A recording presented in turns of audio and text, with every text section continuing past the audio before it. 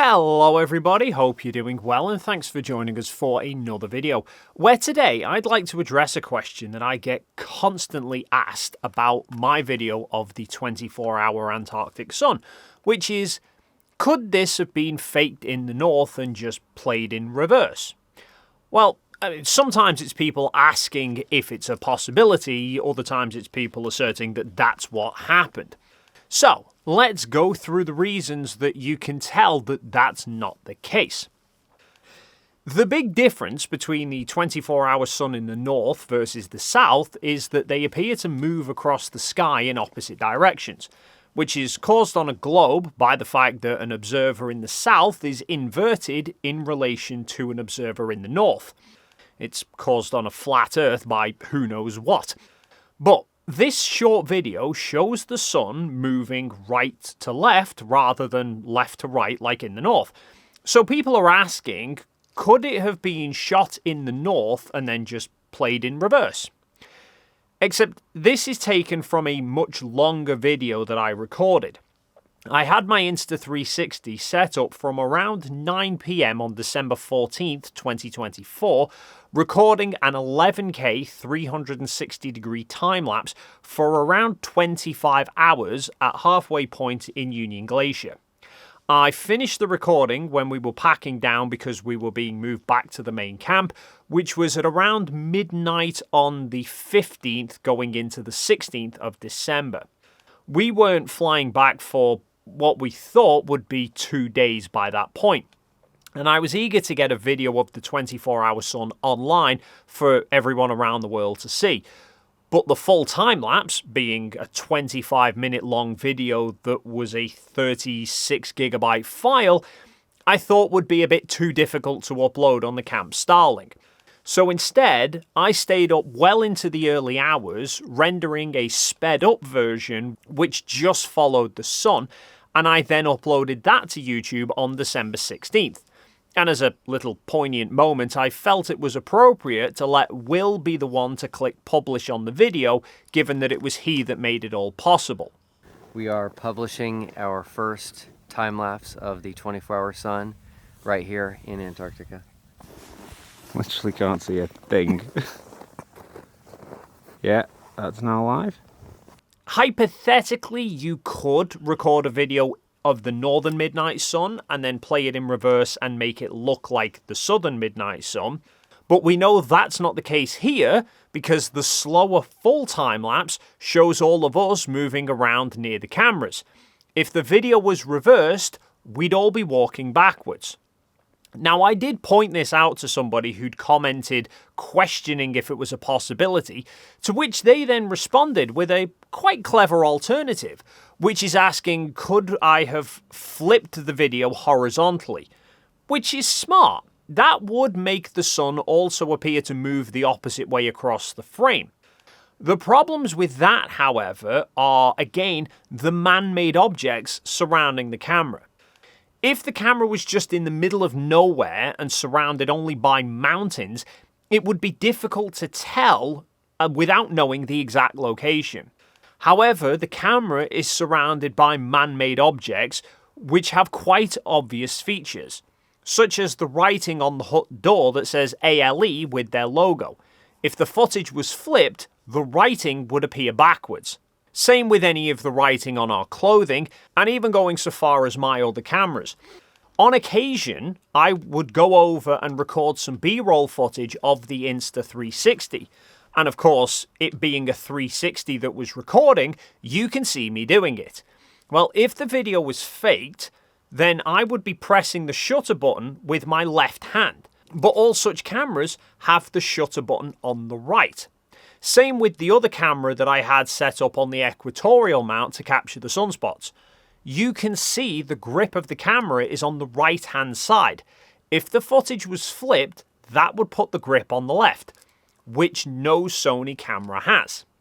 So we can easily tell that the footage is not reversed or flipped, but that doesn't stop people suggesting that we could have faked it somewhere like Alaska. But do you think that it's not possible to literally have a branded plane as ALE, make these base camps and just go, for instance, to Alaska? right? Right? Yeah. Yeah, that's what yeah. That's very It's like easy. that's It's very easy like to take the time and literally make it look yeah. like they were there. So let's detail some more reasons that we can show this wasn't faked in the north. The idea that this was Alaska is a non-starter because not only did we record the 24-hour sun, but MC Toon also did an experiment with shadow lengths, where he set up essentially a sundial, but it was shaped to match the shadow lengths that the globe predicts will occur at 79 degrees south in December. And the shadows he recorded matched the predictions. So for us to have filmed it in the north, we would have had to have been at a latitude that gave the same maximum and minimum sun elevations as Union Glacier, which would mean us being at 79 degrees north, which is about 700 miles further north than Alaska. We would have had to have been deep in the Arctic Circle, like way up in northern Greenland. But there are several clues that we can't have been there. For starters, that far north in December is experiencing 24 hours of constant darkness. For it to have been faked in Greenland would have needed to have been done 6 months prior in June. Except June 2024 is when I publicly accepted the offer of going on TFE in the first place. It was just after I'd returned from a holiday in Morocco. Now sure, flat earthers could be about to think that I found the time to go all the way to Greenland and record the footage in June, come home and then accept the offer. Except there was more than myself who went. There were others like MC Toon, Critical Think, Mark Herman, and the Flat Earthers who also went, Jaren, Austin, Lisbeth and Jonathan. Now people might argue that they were all pre-planned too. Okay, Toon and Critical Think being Flat Earth debunkers, perhaps. Jaren and Austin only got the offer to go because Dave Weiss rejected it. But some Flat Earthers will probably argue those three are all shills and plants who were in on it. Jonathan, Mark and Lisbeth were all pretty much unknown amongst the Flat Earth community. So they might argue they were pre-planned as well. Well, Mark Herman only went because someone offered to pay for Candace Owens to go. She said she wouldn't, but that she'd send Mark in her place. So Candace Owens would have had to have been in on it all as well.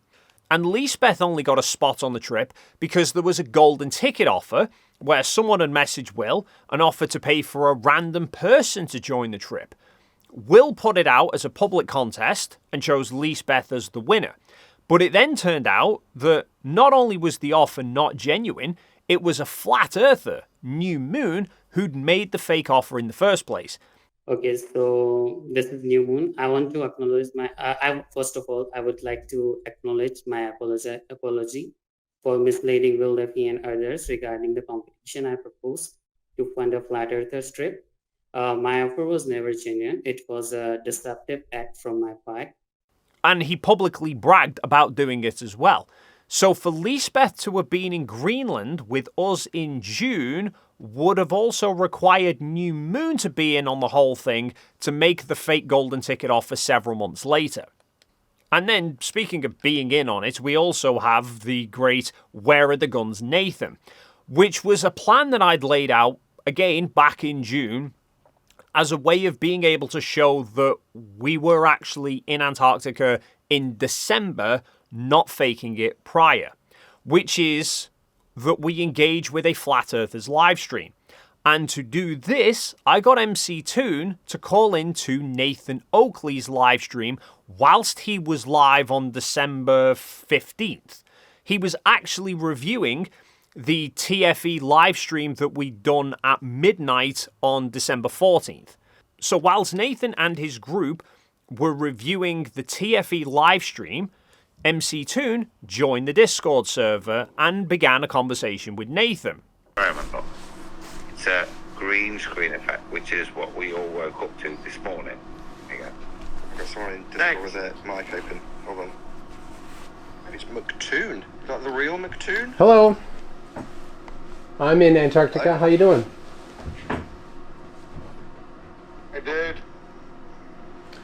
The sun did not set 24 hours.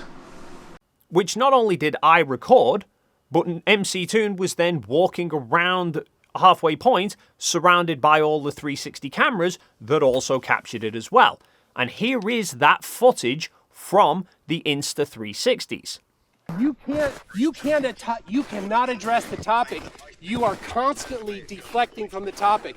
You are constantly over-talking me with your life partner, the mute button. The whole point of this being is that conversation can also be heard live on Nathan's stream on December 15th. You've been there 24 hours now. What do you guys do? Yep. You've been up for 24 hours? It did not set for 24 hours. Meaning the only ways that this could possibly have been done is either we were on that call recording it live on December 15th when Nathan's stream was going live, or Nathan would have had to have been in on the whole conspiracy as well and pre-record his live stream review of the TFE stream, done all back in June, and then published it as a live stream on his channel in December. And it would have not only have had to be Nathan that was in on it, but also everyone on his panel as well. Then we also have the fact that if you compare my appearance back in June compared to December, I was noticeably more overweight back then. That's because after returning from Morocco and knowing that in December I was going to one of the most potentially hostile places on the planet, I decided that it would be a good idea to improve my fitness, and I joined a gym. In June, I was over 200 pounds, or about 14.5 stone. By the time I went to Antarctica, I'd lost about 35 pounds, or 2.5 stone. And comparing how I looked in the videos in June and December versus how I look in the Insta footage in Antarctica, it should hopefully be quite apparent that that footage was recorded post-weight loss. But finally, there's one more small detail which I can present that shows we can't have faked this back in June. In the weeks leading up to TFE, and whilst I was there in Antarctica, I made some references to this sticker that I put on my backpack for the trip. I put a community post up highlighting that I had ordered these stickers, and then I mentioned in the gear video that I did before I left that I would be putting one on my backpack. I actually had to stick this on with super glue because it wasn't staying there otherwise. And then, whilst I was at Union Glacier, I posted a photo where I'd stuck one of these stickers onto the Antarctica of the sign at the main camp. Now, the story behind this sticker is that this is the avatars of the Triggered Limey and Globamum, who were two flat earth debunkers that sadly passed away during 2024. Limey passed away at the start of 2024, but Globamum passed away from cancer only a few weeks before we left to go to Antarctica. Now, she'd been posting health update videos on her channel starting back in April, and then the last update that she made was in August. And at that point, she was still waiting for a biopsy and a diagnosis. We then didn't really hear anything until the start of November, when news came out that she was going through treatment. And then on November 22nd, her husband posted a short video saying that she'd sadly passed away. Now, this was in fact such a surprise that many people didn't even know about her passing until they saw my references to her in my community post. So, upon hearing the news, I thought it would be a nice touch to create this sticker of the two debunkers that we'd lost during the year, so they could still at least be a part of the final experiment. And you'll see, in a lot of the footage, that sticker is right there on my backpack. In the 360 footage that I shot in Punta Arenas, the sticker's on the back. I shot 360 video getting off the plane in Antarctica, the sticker's right there on the back. In the 360 time-lapse of the 24-hour sun that I published at the beginning, this bag is next to the tripods whilst I was setting everything up. I later took the bag inside the hut, but at the start of the time-lapse you can see the top of the bag is there and the sticker is in plain sight. Now, the question for flat earthers, which I urge you to think about very carefully before commenting, is if we'd faked this footage 6 months beforehand in June, before Global Mum even had a diagnosis, why did I have a sticker of only hers and Limey's avatars on my bag? So, there we are. Multiple various ways that you can tell that video clip was not shot 6 months beforehand whilst we were up in the north. Although amusingly, a few weeks ago, Neil deGrasse Tyson was talking about 24-hour suns on his Star Talk channel, and he was specifically mentioning the 24-hour sun in the north, but the video editor seemingly put my Antarctica video as B-roll over the top of it.